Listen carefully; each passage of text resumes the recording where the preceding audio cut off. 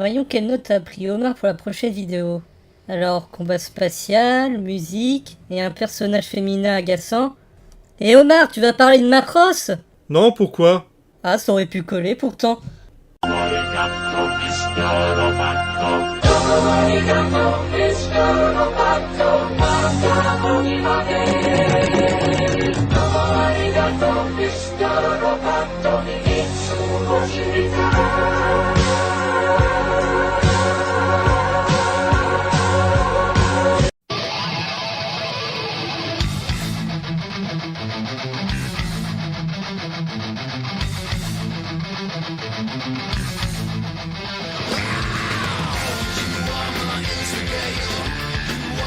Ce que j'aime bien avec les animés, c'est qu'ils n'hésitent pas à sortir des concepts auxquels on ne penserait même pas. Des séries avec des concepts barrés ou originaux, il y en a déjà pas mal, et vous devez déjà en avoir vu quelques-uns. Et là, nous allons parler de Kashouji, une série qui nous promet ni plus ni moins que de mélanger heavy metal et guerre spatiale. Kashouji, produit par le studio Geneon, anciennement connu sous le nom de Pioneer, est réalisé par Yasuhito Kikuchi, réalisateur de Hell Hazard. La série ou les OAV? La série. Par contre, le scénariste Hiroki Hayashi a réalisé les OAV. Oh bah quel heureux hasard. Bref, de quoi parle Kashouji? Dans Kashouji, nous suivons Oji, un chef de bureau trentenaire et qui est dans un grand moment de blues. En effet, il y a 15 ans, Oji était guitariste dans un groupe de rock qui s'appelait le Black Heaven et qui était en pleine ascension, ce qui est évidemment à milieu de ce que lui offre son train-train quotidien. Et son blues va carrément tourner à la déprime quand il découvrira que sa femme a jeté sa guitare fétiche pour faire de la place pour les jouets de son fils. Et c'est alors qu'il est en train de noyer son chagrin de l'alcool qu'une dénommée Léla s'approche de lui et lui propose de venir dans un motel. Or, derrière la porte de l'hôtel se trouve un immense escalier qui mène à une guitare. Oji la prend, en joue et se réveille le lendemain matin pensant que tout ça n'était qu'un rêve. Sauf qu'évidemment, ce n'était pas un rêve, et Léla lui montre qu'il y a une guerre dans l'espace, et pour des raisons inconnues, la musique de Oji permet de déclencher une super arme dans le camp de Léla.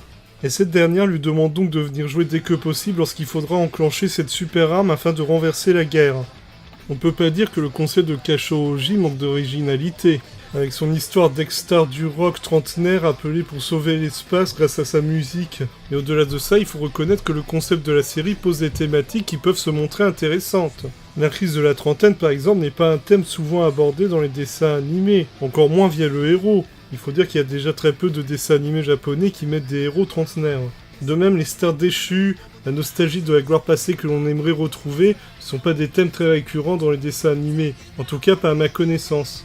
Et puis même si on oublie toutes ces thématiques, l'idée de bataille spatiale sur fond de musique de métal, ça a de quoi offrir du bon spectacle son et lumière.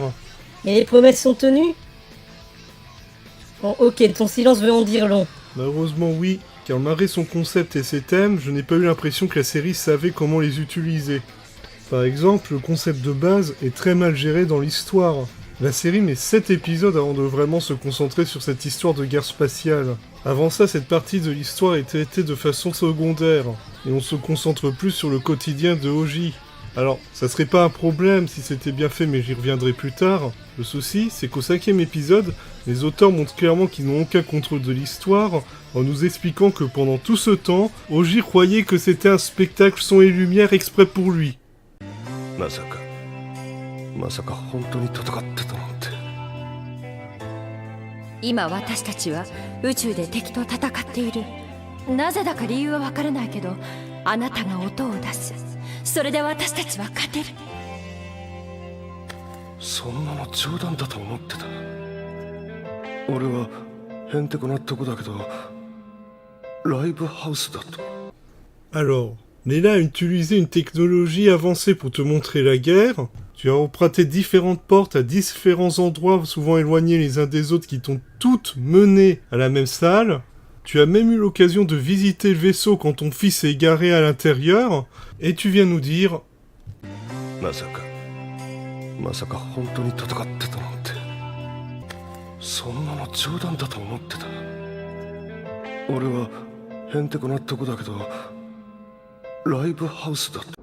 La connerie à ce point-là, moi, je dis que ça devient gênant.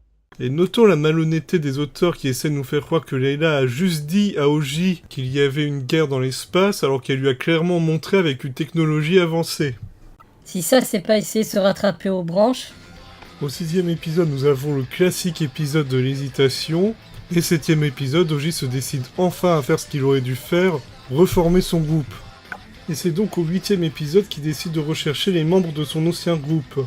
Or le souci c'est que si cette idée à la base est bonne, elle arrive un peu trop tard et n'est pas vraiment développée. Il aurait été sans doute plus intéressant de faire que la recherche du groupe se fasse dès le 2e ou 3e épisode. Cela aurait permis d'en savoir un peu plus sur les protagonistes, l'histoire du groupe, le passif du héros et la séparation. Et c'est ce qui manque cruellement à la narration.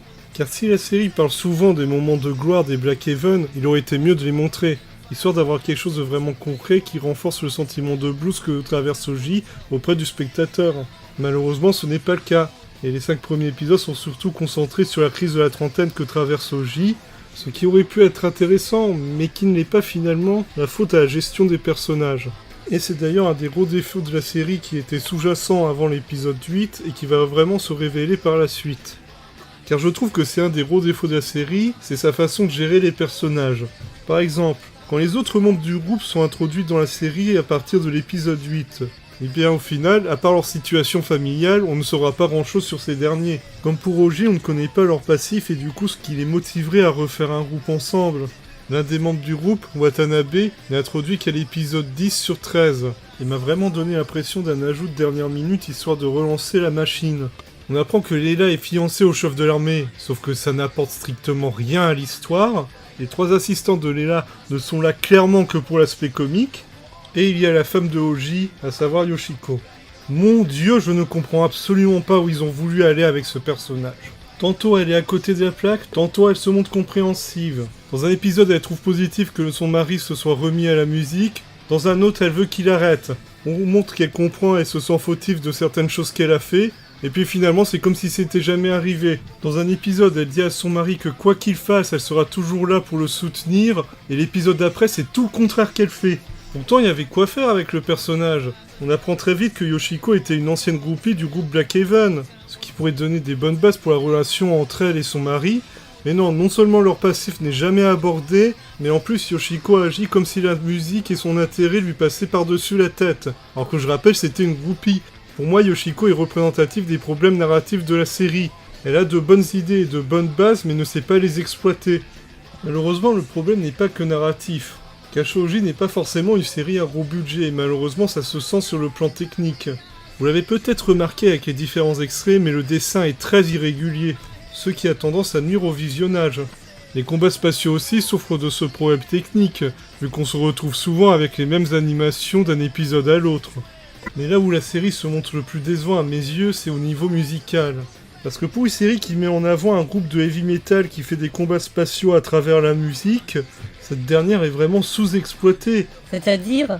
Eh bien je veux dire que sur toute la série, sur les 13 épisodes, Oji et son groupe ne joueront qu'une seule musique. Enfin 2 pour être précis, mais la deuxième est utilisée dans 2 épisodes à la va-vite. Bref, une seule musique pour les 13 épisodes. Musique qui s'avère être en plus la version instrumentale du générique de début. Et c'est plutôt problématique quand on veut voir une œuvre qui se dit musicale. Ouais, c'est un peu comme si Beck ne jouait que Hit in the USA, ou que le film Les Blues Brothers n'avait comme unique chanson Everybody Needs Somebody. Exactement. Qu'importe la qualité de la musique, le fait de n'avoir qu'une seule et unique œuvre à l'intérieur de la série rend cette dernière extrêmement décevante. Et qu'on soit bien d'accord, je ne parle pas de l'OST et des musiques de fond. Je parle de la musique qui joue un rôle dans la série. Et le principe de cette série, c'est justement un combat via la musique. Du coup, en avoir qu'une seule, c'est vraiment se tirer une balle dans le pied. Et maintenant, le petit moment, je ne m'explique pas. Je ne m'explique pas ces étranges bruitages dans la série.